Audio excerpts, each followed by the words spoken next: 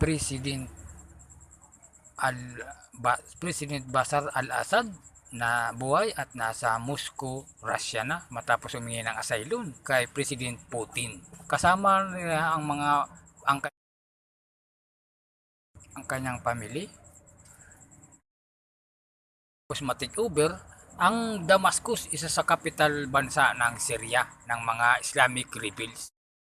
Bilang sa nagbunyi ay ang mga Syrian mamayan ng Syria matapos ang ilang dekadang panunungkulan ng regimeng Assad. Pakinggan natin mga idol ang payag ni US President Biden. Last, the Assad regime has fallen. This regime brutalized and tortured and killed. President Biden, suportado rin ng mga European Union ang nangyari sa bansa.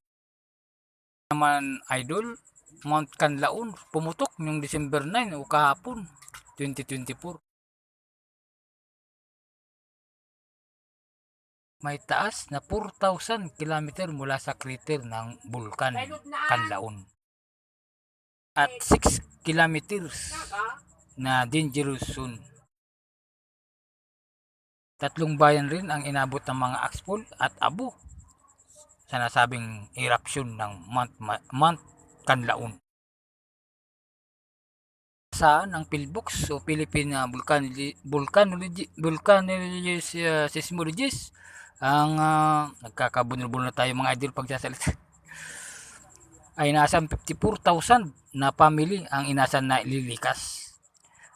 Don't forget, subscribe and like. Ingat po tayo. Thanks for watching.